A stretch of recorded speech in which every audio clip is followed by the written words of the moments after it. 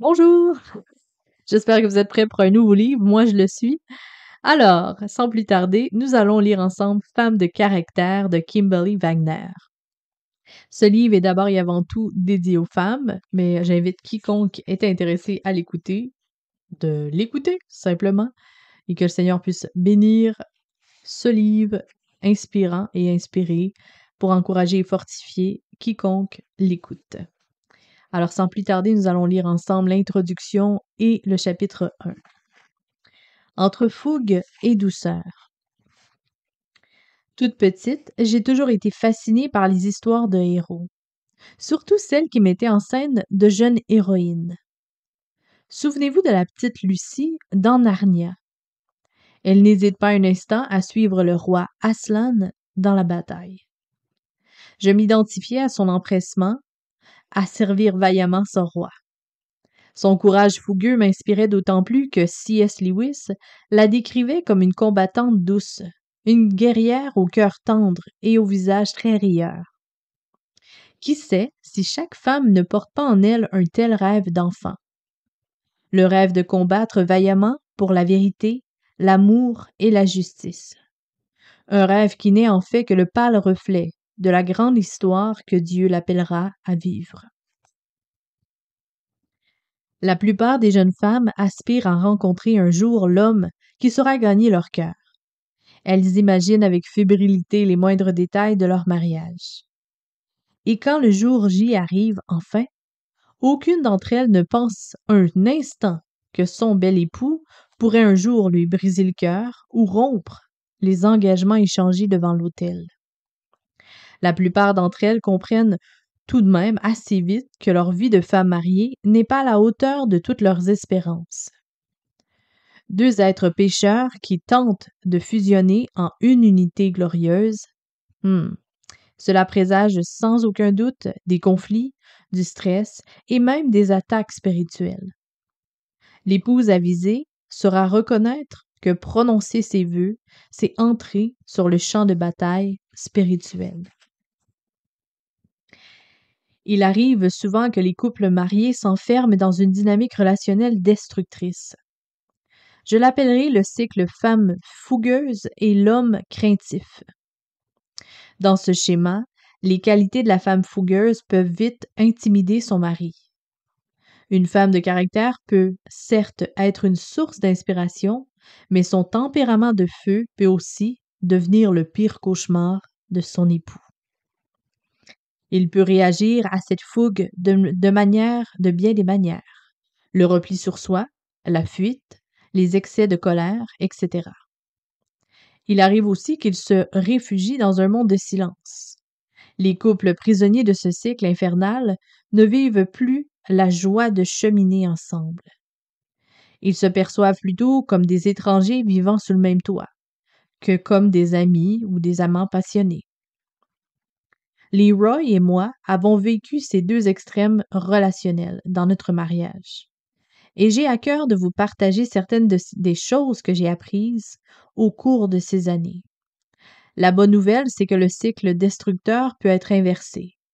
Et une femme fougueuse n'a pas à se transformer en mauviette ou à subir une greffe de personnalité pour devenir l'épouse idéale. En tant que femme de caractère, vous pouvez connaître un nouveau souffle, une nouvelle intimité avec votre mari.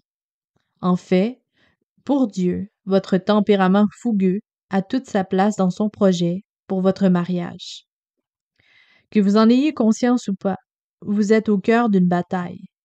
Dieu vous a doté de précieuses capacités pour qu'elles soient puissamment utilisées. Quand vous vous engagez dans le mariage, homme et femme, vous pénétrez au sein de la métaphore sacrée conçue par Dieu afin qu'elle soit révélée aux yeux du monde. Le mariage est un profond mystère et c'est la glorieuse image créée par Dieu pour refléter la relation d'amour qui l'unit à son épouse, l'Église.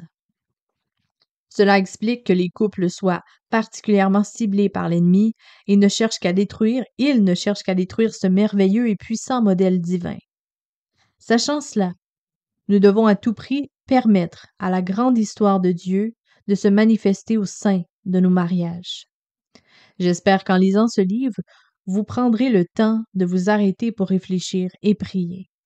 Pour ma part, je prie qu'au fil de ces pages, vous puissiez reconnaître le Seigneur des armées que vous receviez de lui compréhension et instruction, vous permettant de devenir, à son service, une combattante au cœur tendre, une femme de caractère fortifiée par l'esprit et attendrie par la grâce. Alors, en route, Kimberly Wagner. Chapitre 1. La beauté de la fougue. Citation. Ces bottes sont faites pour marcher et c'est bien ce qu'elles vont faire. Et un de ces jours, c'est sûr, elles te marcheront dessus. Une chanson de Lee Hensley-Wood. Vous ne connaissez peut-être pas cette chanson, mais elle était très populaire au temps de mon enfance. Les fillettes de la CP portaient toutes les bottes en cuir vernis blanc qui leur remontaient jusqu'aux genoux. Et oui, en CP. Nous exhibions nos jolies bottes en nous pavanant dans la cour de récré. Et nous entonnions ce petit refrain. Quand j'y repense, comme c'est comique d'imaginer ces petites filles de 6 ans qui gesticulaient agressivement en braillant ces paroles un peu bêtes. En chantant, nous lancions des regards noirs aux garçons tout en enfonçant nos talons dans le sol. Cela nous donnait l'impression de les réduire en poudre. Comprenions-nous vraiment ce que nous chantions? Je ne crois pas. Notre petit jeu était peut-être innocent, mais il est évident que nous nous délections du sentiment de pouvoir que nous donnaient à chaque fois ces mots. Elles te marcheront dessus. Quand je suis entrée au collège, des paroles plus subtiles sont venues alimenter notre ardeur. Nous joignions nos voix à celles d'Hélène Reddy, qui chantait I am woman. Je suis femme. Chaque phrase renforçait notre passion. Je suis forte, je suis invincible, je suis femme. Nous étions fiers d'être femmes et décidées à affirmer au monde entier, prête à tout, rien ne me fait peur. Ces chansons nous fascinaient particulièrement, car elles nous donnaient un sentiment de pouvoir et de force. Je n'ai jamais eu envie de devenir une femme faible. J'ai toujours été attirée par les femmes au caractère bien trempé. Pas vous? Une force raffinée a quelque chose de fascinant. J'aime voir une femme de caractère à l'œuvre. Rien ne la désarçonne. Elle est indomptable, déterminée, elle possède une force intérieure inébranlable. Lancez-lui un défi et elle se lance avec aplomb. Rien ni personne ne peut se mettre en travers de sa route. C'est une vraie femme de caractère. Mais je ne parle pas d'une fougue mal placée, qui ne serait que pure agressivité. Il peut y avoir de la beauté dans une certaine forme de fougue. Certes, pas la fougue qui tend à écraser les gens pour des motifs purement égocentriques, ni celle qui produit des personnes froides et manipulatrices. Non, mais l'esprit combatif que j'admire, c'est celui de celle qui s'agrippe aux vêtements de Dieu et ne le lâche pas. Une détermination sans faille face au vent contraire. Ce genre de personne qui regarde la peur droit dans les yeux, sans ciller et qui va de l'avant. Vous pouvez ne pas être d'accord avec ça. Le fait d'avoir du caractère a parfois une connotation très négative. Mais de nos jours, beaucoup de femmes dans nos cultures revendiquent ce statut. En faisant des recherches pour ce livre, j'ai trouvé plusieurs approches bien différentes pour définir la personne de caractère. On y lit d'ailleurs de brutal et sauvage, cruel de nature, à des mots beaucoup plus positifs, tels que profondément passionnée, intense, bouillante, etc. Quels que soient les termes utilisés, je crois que nous pouvons toutes reconnaître en nous quelque chose de la femme de caractère. J'ai demandé à un groupe de femmes de me faire part de leur avis sur la question et leurs réponses ont été très variées. Voici la première. Avoir du caractère, c'est une bonne chose. Je suis bien contente que ma mère se soit battue avec fougue pour défendre la vérité quand elle m'élevait. Dans un monde où tout est mélangé, ça fait du bien d'avoir une personne qui connaît la parole de Dieu et qui s'oppose avec force aux assauts de la culture ambiante. Une autre a commenté « Quand j'entends l'expression femme de caractère, je vois tout de suite une femme bruyante, autoritaire et détestable. Une personne arrogante et exigeante. Et une autre m'a surprise. Elle a dit: c'est une femme qui s'habille avec classe. Elle met en avant ses atouts. Intéressant, hein, les perceptions. Il y a une femme de caractère en chacune de nous.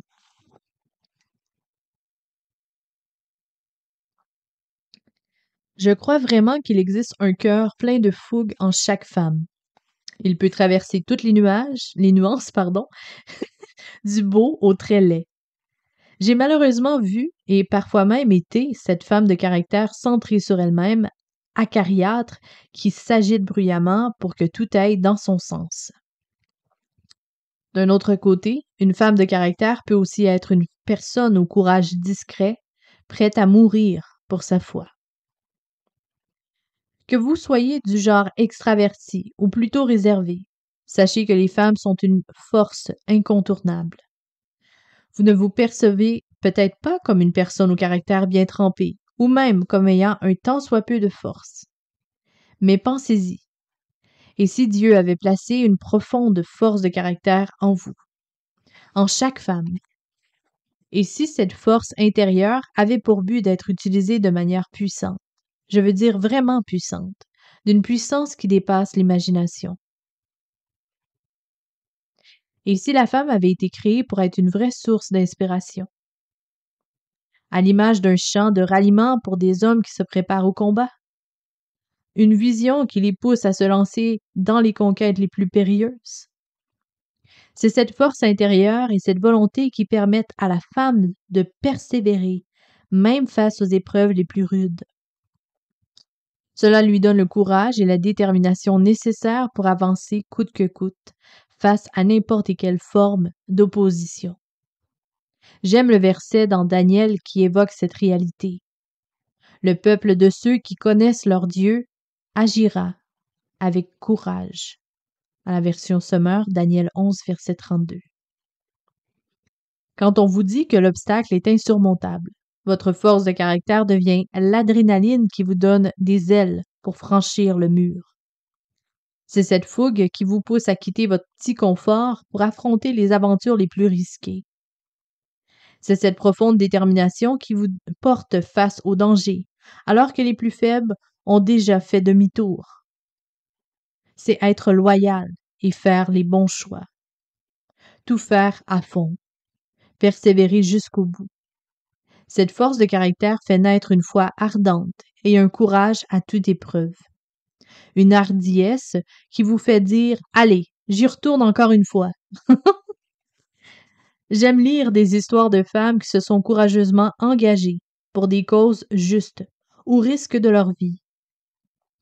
Peut-être pensez-vous que leur audace dépasse de loin ce que vous et moi vivrons jamais. Peut-être, mais ne sous-estimez pas le pouvoir et le potentiel qui résident dans la beauté de votre force de caractère. Votre courage s'exprime peut-être très différemment de celui d'une martyre ou d'une leader d'un grand mouvement, mais il n'en est pas moins important. La beauté de votre caractère fougueux peut se révéler alors que vous soutenez votre époux au milieu de ses pires difficultés, lui donnant le courage de se relever et de continuer à se battre. Elle peut se manifester au travers de votre parole de vérité, encourageant votre mari dans sa foi quand le diable lui souffle qu'il ne changera jamais.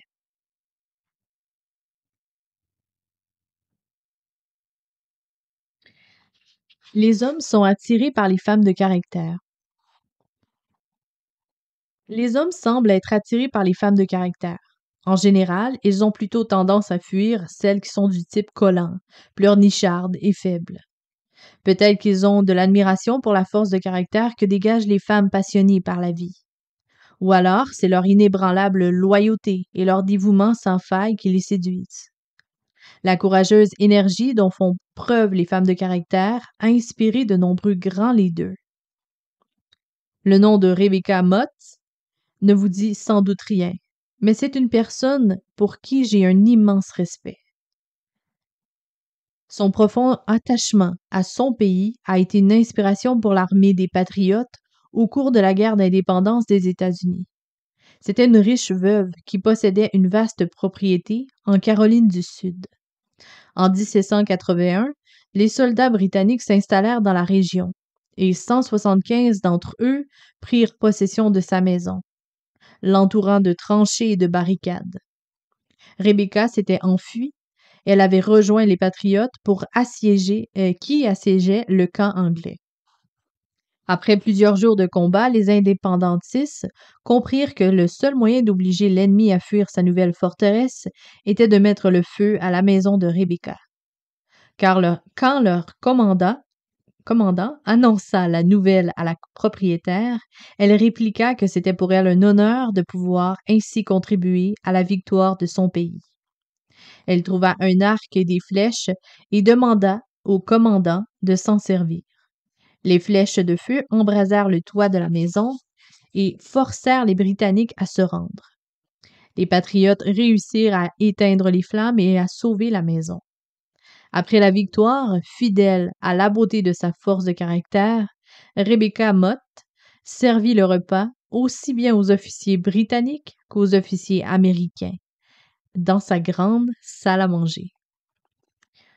Mon mari dit souvent que c'est mon tempérament de feu qui a d'abord attiré son attention.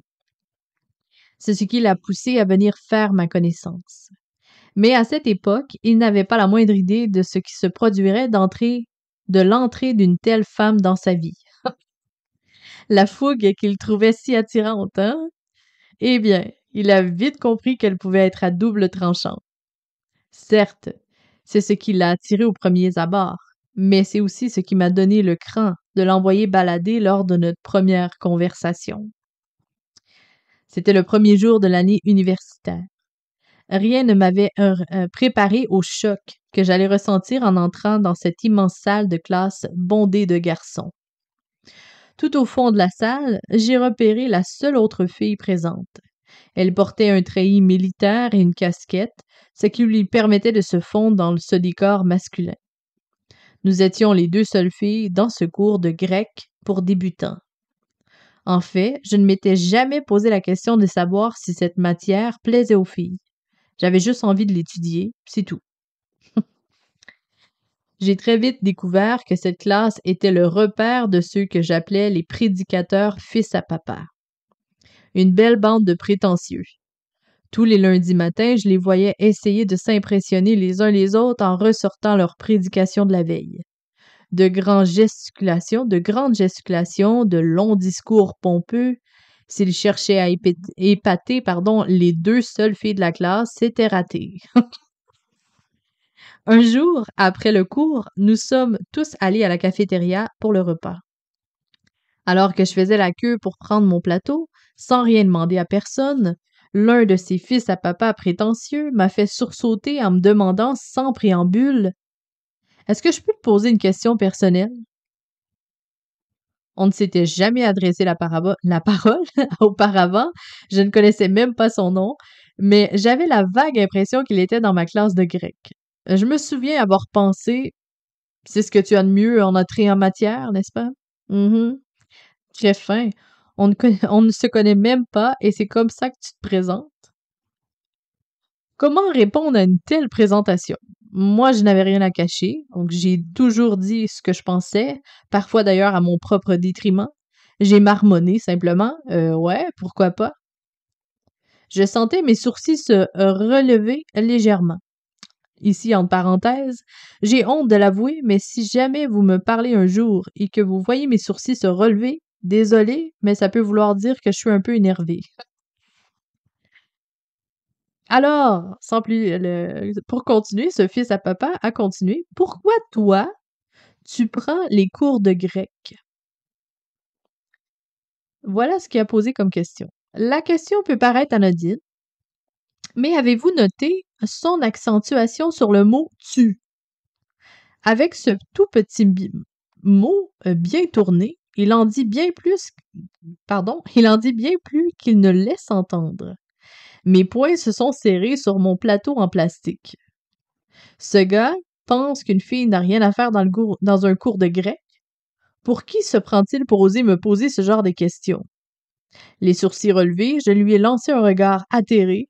Je sentais remonter en moi toute la force de la chanson d'Hélène Reddy « Je suis femme, écoute-moi rugir ».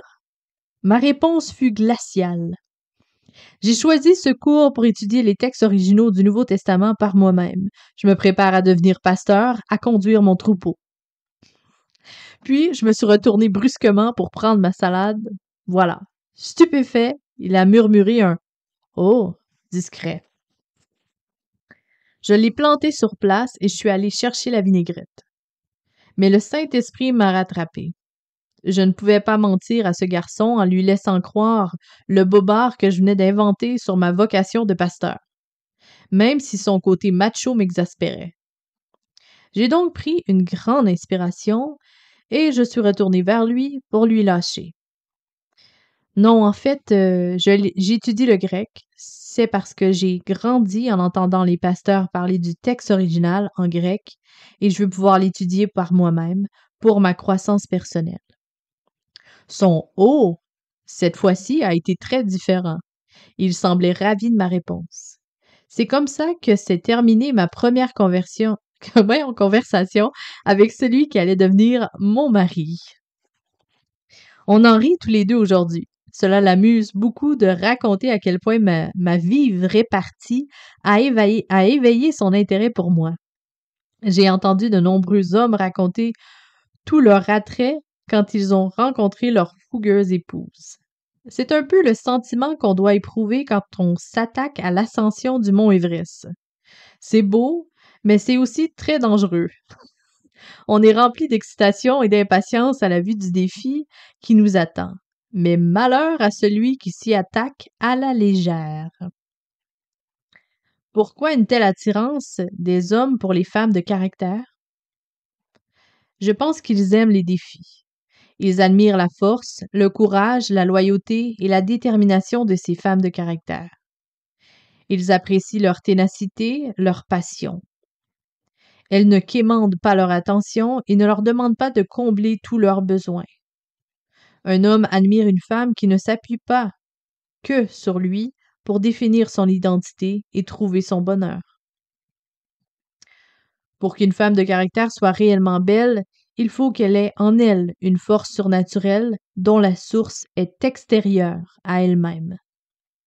Une belle femme de caractère est immergée dans l'amour et la grâce du Christ.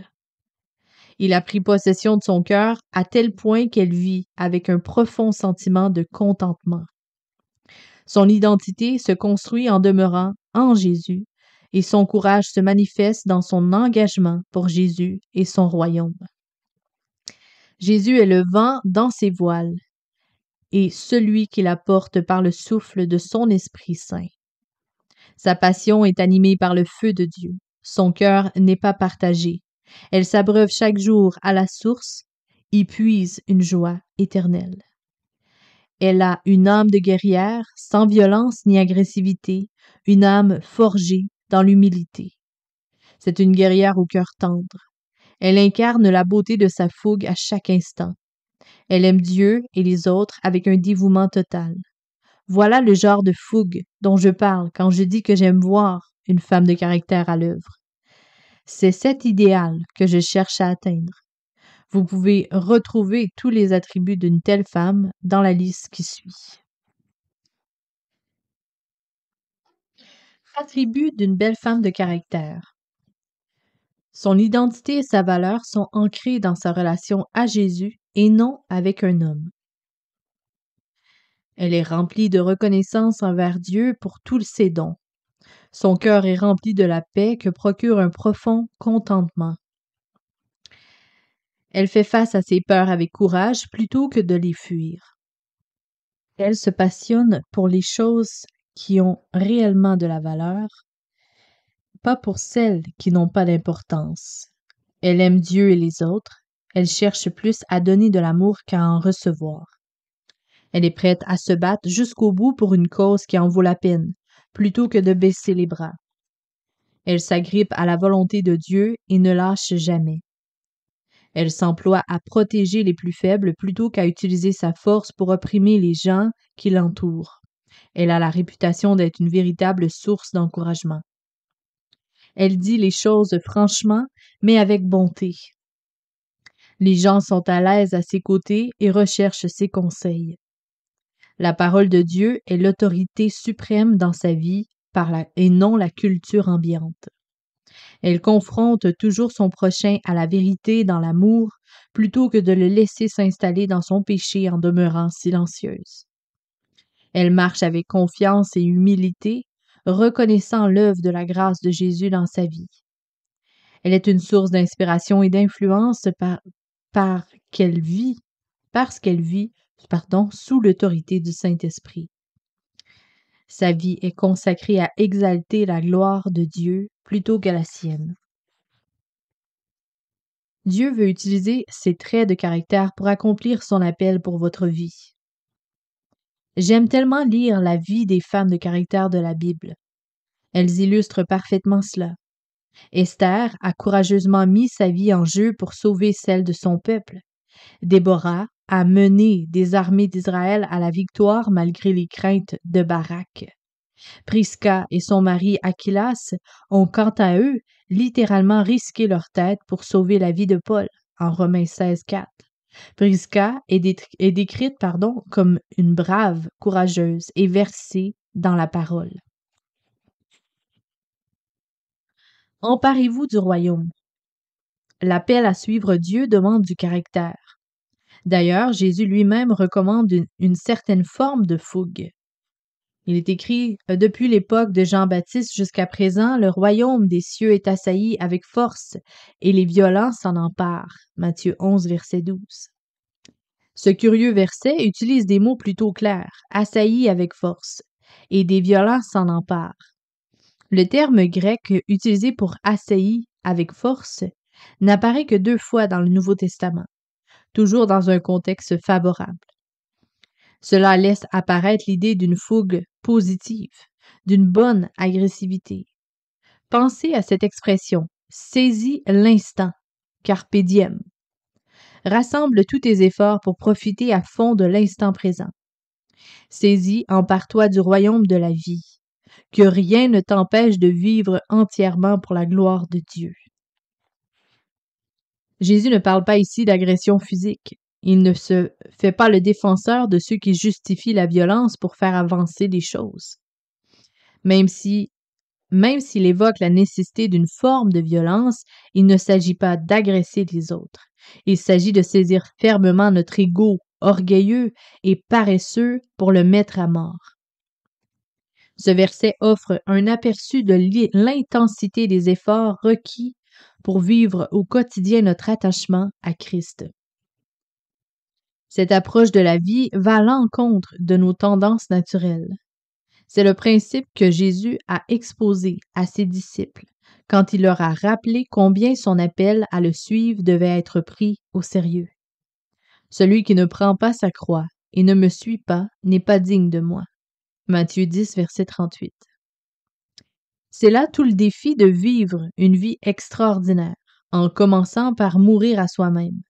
Si quelqu'un veut être mon disciple, qu'il renonce à lui-même et qu'il se charge de sa croix et qu'il me suive.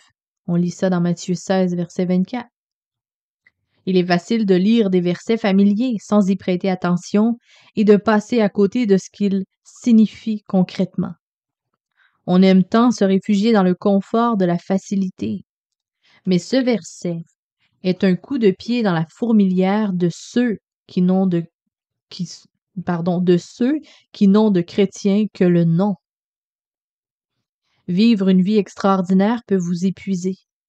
La plupart des gens ne veulent pas entendre parler de tout ce qui serait trop difficile à réaliser ou trop exigeant. Si cela requiert de la maîtrise de soi ou une quelconque forme de renoncement, les timorés font vite demi-tour. Je peux bien attendre encore un peu avant de commencer à réviser pour cet examen, mais je commencerai mon régime demain, ce dessert a l'air trop bon. Laissez-moi dormir encore quelques minutes. Je sais bien que je ne devrais pas m'énerver, mais je ne supporte pas une telle incompétence. Ça vous rappelle quelqu'un? Une femme de caractère fait face au défi de Jésus avec la détermination nécessaire pour le suivre jusqu'au bout. Son amour passionné pour le Christ prend le dessus quand la chair fait des siennes. Son profond désir, son profond désir de mieux le connaître la pousse en avant, même quand les choses ne vont pas comme elle le souhaiterait. Refusant de céder à la peur des hommes ou à ses angoisses intérieures, la femme de caractère avance par la foi et s'empare du royaume de Dieu avec détermination. Elle s'accroche à Jésus pour vivre avec lui une aventure à couper le souffle. Jésus aime les femmes de caractère. Ce genre de ténacité et de foi bouillante me rappelle une femme qui n'a pas baissé les bras face aux défis accablants de la vie. Imaginez, vous rassemblez tout votre courage pour faire à quelqu'un une demande pressante, et cette personne réagit en vous comparant à un chien. Celui qui vous parle n'est pas un ennemi, mais Jésus lui-même.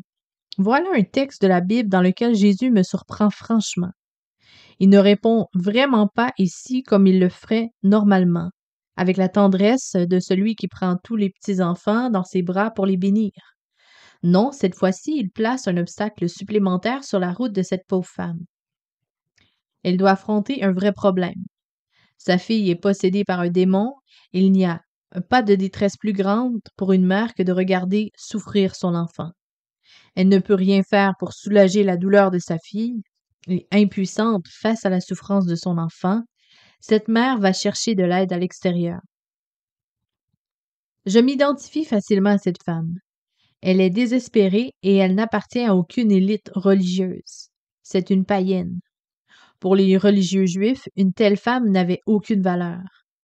Mais ce qui va faire la différence pour elle, c'est qu'elle reconnaît la vraie nature de Jésus et qu'elle met en lui sa confiance. Son histoire nous est rapportée en Matthieu 15, versets 28 à 22. Une femme cananéenne qui vivait dans cette région lui cria « Aie pitié de moi, Seigneur, fils de David. Ma fille est cruellement tourmentée par un démon. » Il ne lui répondit pas un mot. Ses disciples s'approchèrent et lui demandèrent « Renvoie-la, car elle crie derrière nous. » Il répondit « Je n'ai été envoyé qu'aux brebis perdues de la communauté juive, d'Israël. » Jésus semble l'ignorer alors que ses disciples cherchent à se débarrasser d'elle. Et quand il finit par prendre la parole, on ne remarque aucune trace de l'empathie qu'il a manifestée aux autres personnes qui lui ont demandé de l'aide. On dirait plutôt qu'il exprime un rejet clair. Mais tout ça n'arrête pas cette femme. Son besoin est trop profond, rien n'étouffera sa quête de réponse. Mais elle vint se prosterner devant lui et dit « Seigneur, secours-moi. » Une humble prière s'échappant d'un cœur qui adore. Voilà le cri d'une vraie femme. Voilà le genre de dépendance profonde qui réjouit le cœur de Dieu. Voilà la foi persévérante d'une femme de caractère. Il répondit, « Il n'est pas bien de prendre le pain des enfants et de le jeter aux petits chiens. » Si terribles que soient ces mots à vos yeux, il n'était pas en train de se montrer méchant, je vous l'assure. Il la mettait en face d'un défi à surmonter. Il n'utilise pas le terme qui désigne un vulgaire bâtard errant.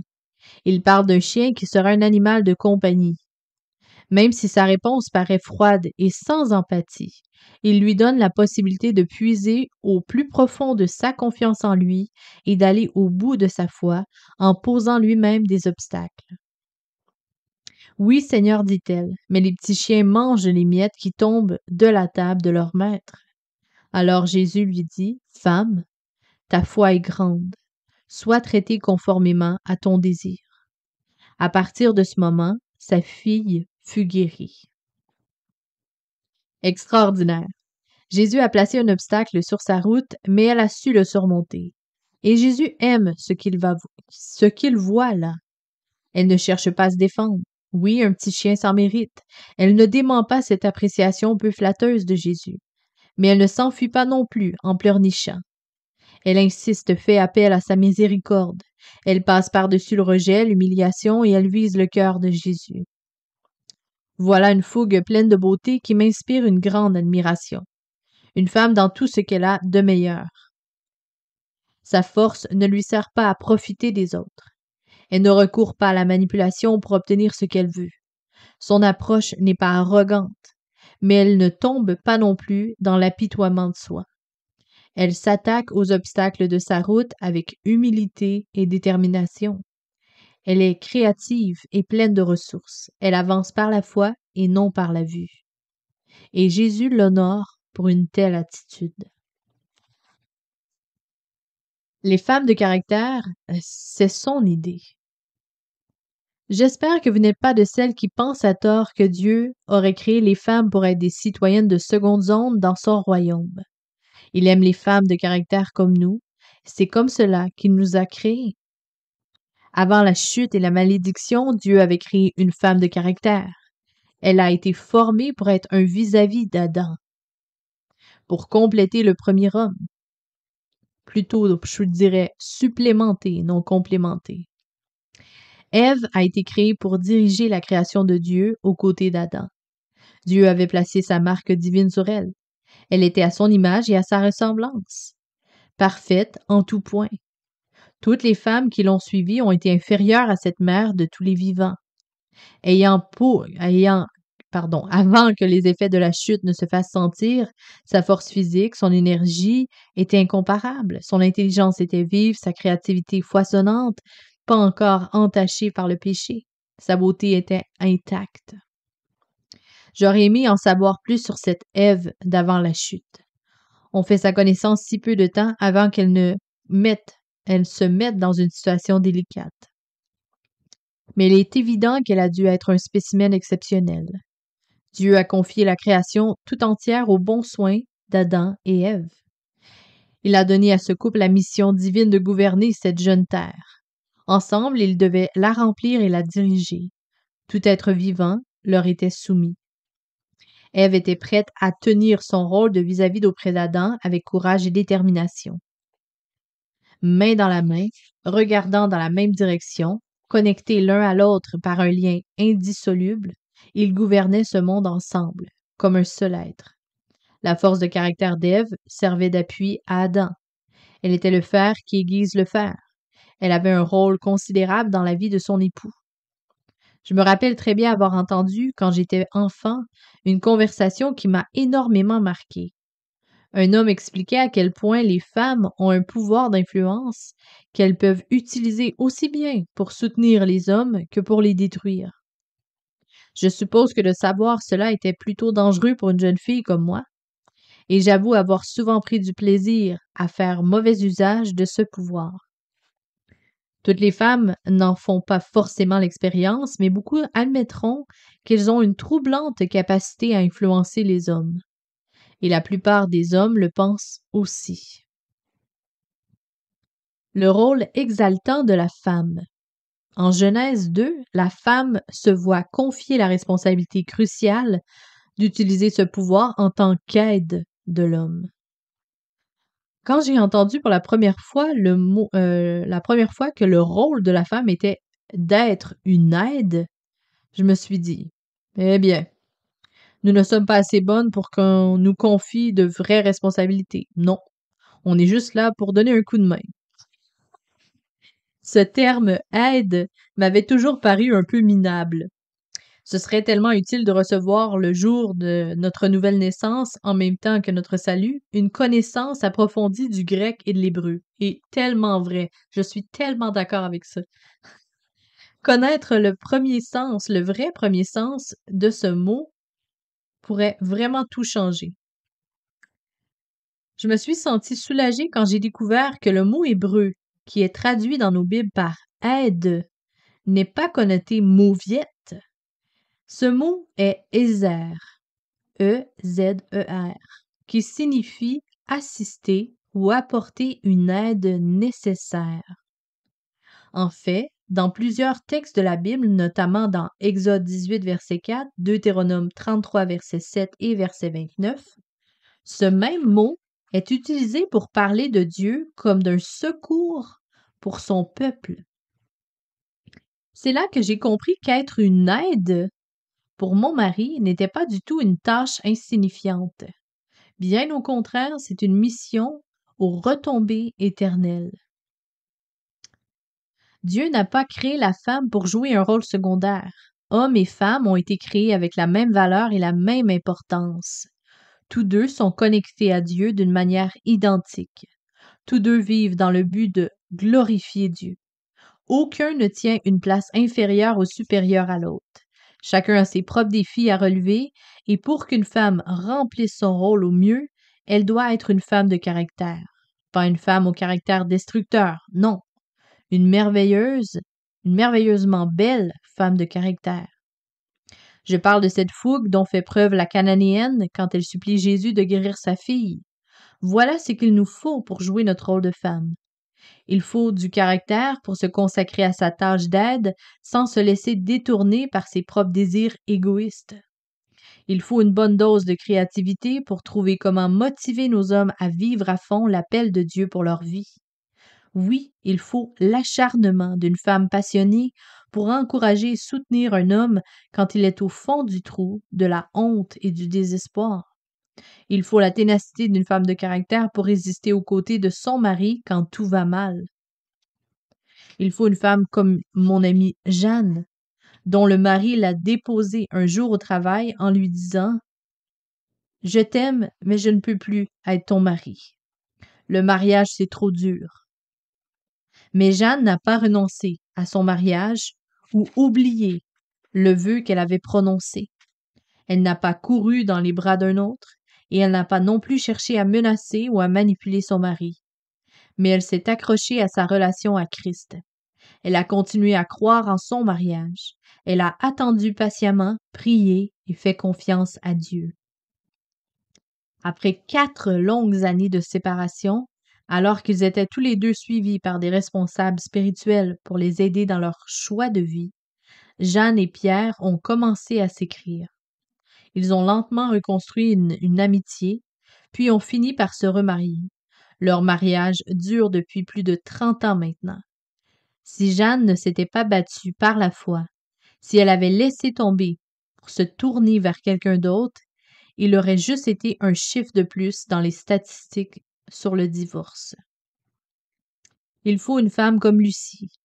Sa fougue est devenue visible lorsqu'elle a dû faire face à sa plus grande peur et qu'elle a tenu bon là où bien d'autres femmes auraient abandonné. Elle n'avait pas encore 6 ans quand ses parents ont divorcé. Elle se retrouvait perdue entre le nouveau mari de sa mère et la nouvelle épouse de son père. Devenue une jeune femme, son seul vrai soutien lui venait de sa relation avec Jésus. À cause de son histoire, elle avait développé une terrible peur de l'abandon. Mais Christ ne l'avait jamais laissé tomber. Il était son rocher inébranlable. Lucie n'a pas suivi le schéma moderne typique de la vie amoureuse. Elle a attendu. Elle envisageait l'amour comme tout le reste de ses choix de vie, d'abord en cherchant Dieu, en obéissant et en croyant qu'il allait agir. Et il l'a fait. Kevin, son meilleur ami à l'église, est devenu son mari. C'est un homme selon le cœur de Dieu. Ils sont entrés dans le mariage en étant tous les deux purs. Ils s'étaient préservés pour ce moment. 4 ans après leur mariage, la douleur du rejet et de la trahison a de nouveau brisé le cœur de Lucie. Je ne l'oublierai jamais la terreur qui se lisait dans son regard alors que j'étais face à elle, juste après qu'elle ait découvert l'infidélité de Kevin. La seule personne sur laquelle elle avait accepté de s'appuyer avait fait voler en éclats sa confiance et sa sécurité. Ses frayeurs de petite fille l'ont à nouveau submergée. J'ai vu Lucie traverser un véritable cauchemar, tandis que les détails de la liaison de Kevin étaient révélés. L'affaire est devenue publique, la plongeant dans la honte et l'humiliation du péché de son mari. Détruite et confuse, elle a essayé de comprendre. J'ai été fidèle et je me suis préservée, et pourtant je dois maintenant faire face au rejet, à la perte de ma relation avec Kevin et à toutes les conséquences de son immoralité. L'injustice était criante et la trahison terrible.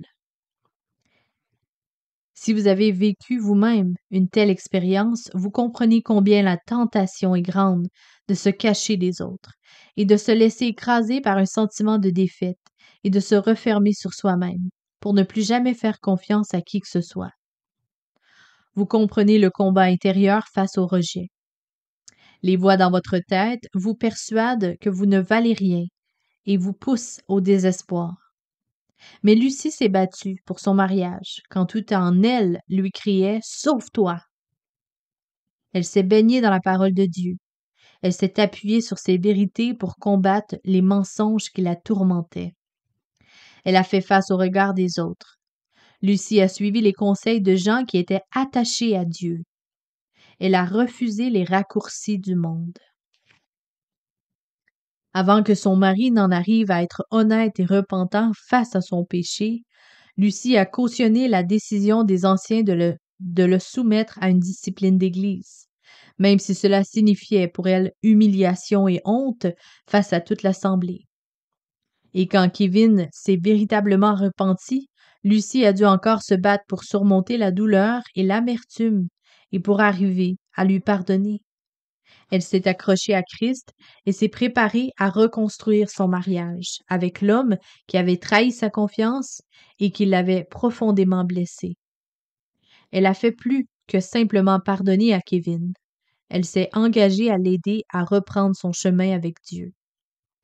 Lucie est un bel exemple de femme de caractère soutenue par son courage et sa foi dans son rôle d'aide auprès de son mari.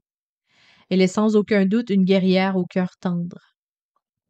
La fougue de Lucie aurait pu la pousser dans l'amertume et la vengeance. Elle aurait pu choisir de manipuler la situation en sa faveur et faire de la vie de Kevin un enfer.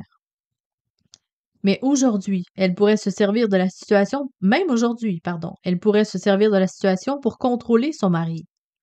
Mais au contraire, sa loyauté sans faille à Jésus l'a amenée à accorder à Kevin le même pardon qu'elle a elle-même reçu. Éphésiens 4, 32. Elle est un témoignage de la grâce de Dieu. Plutôt que de lui rappeler constamment sa faillite morale, elle use de son pouvoir d'influence pour encourager Kevin à vivre sa vocation de mari et de père en Dieu. Plus de 10 ans plus tard, Lucie et Kevin se servent de ce qu'ils ont appris à travers cette épreuve pour accompagner des couples qui font face aux mêmes défis qu'eux. Ce qui aurait dû signer la fin de leur mariage est devenu la base de leur ministère. Dans un monde où le divorce devient la norme, leur histoire est exceptionnelle. Mais elle ne devrait pas l'être. Le courage et la détermination d'une femme de caractère qui se bat pour son homme et pour son mariage pourraient faire toute la différence. Le fer aiguise le fer.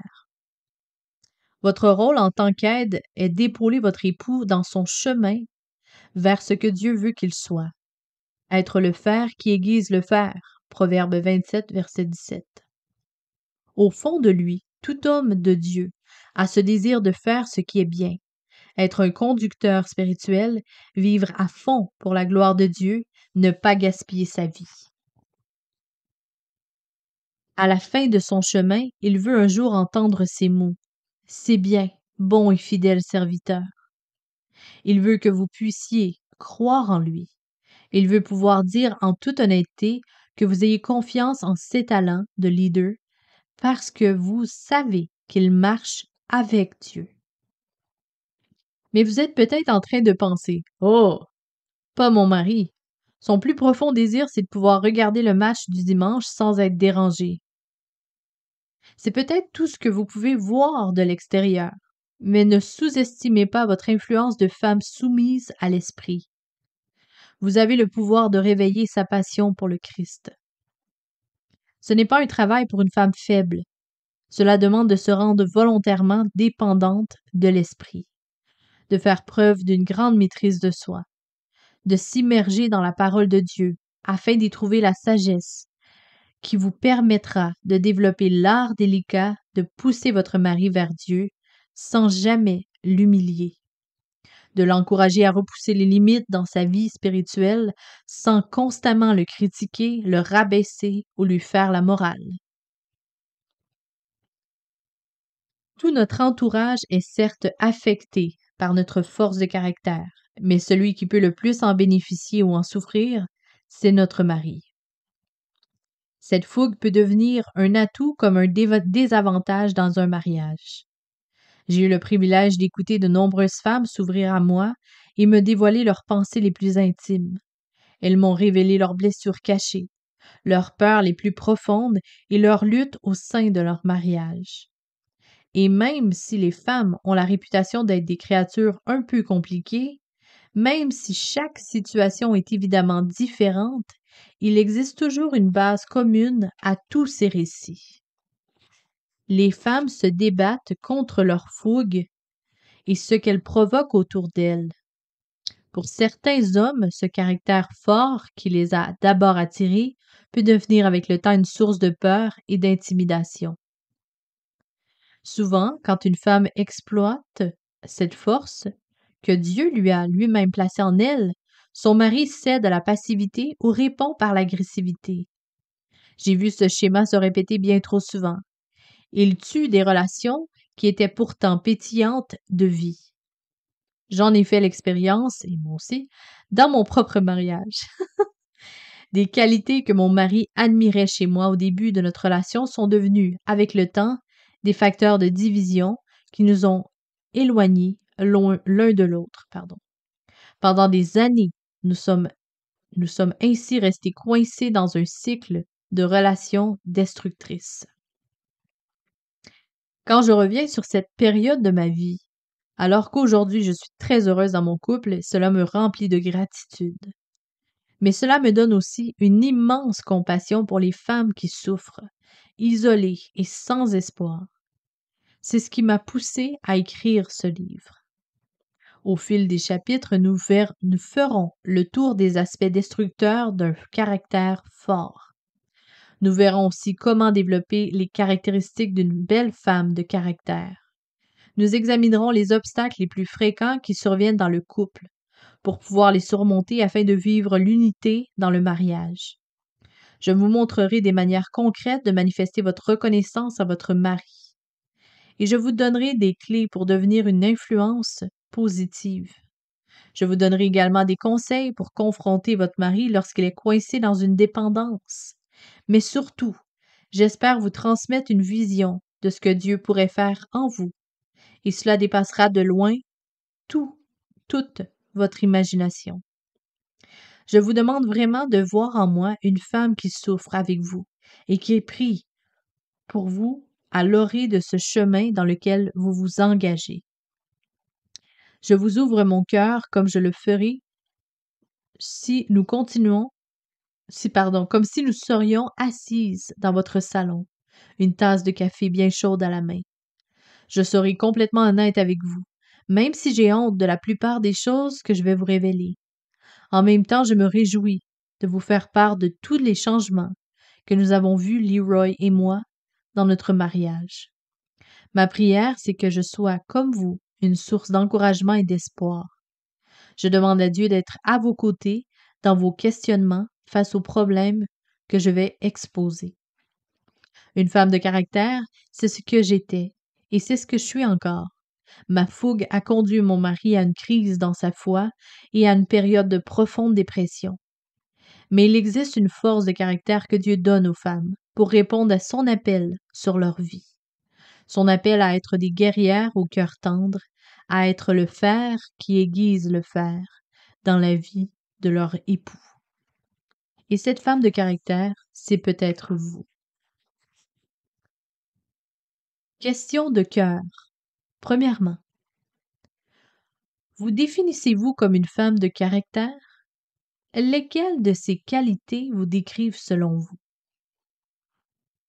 Déterminée, courageuse, loyale, passionnée, intimidante, manipulatrice, fidèle, agressive, intense, autoritaire, dévouée, héroïque, disciplinée, résolue, impatiente, froide, dominatrice, persévérante. Deuxième question. Jésus a fait l'éloge de la foi de la Cananéenne en Matthieu 15, versets 21 à 28. Quelle serait votre première réaction à ce type de rejet? Affrontez-vous une situation comme celle-ci en ce moment? Et si oui, en quoi votre réponse montre la beauté de votre fougue?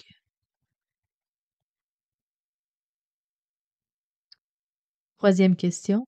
Remplissez-vous votre rôle d'aide auprès de votre mari? Est-il possible est-il plutôt meurtri ou béni par votre force de caractère? Fin du premier chapitre. À bientôt.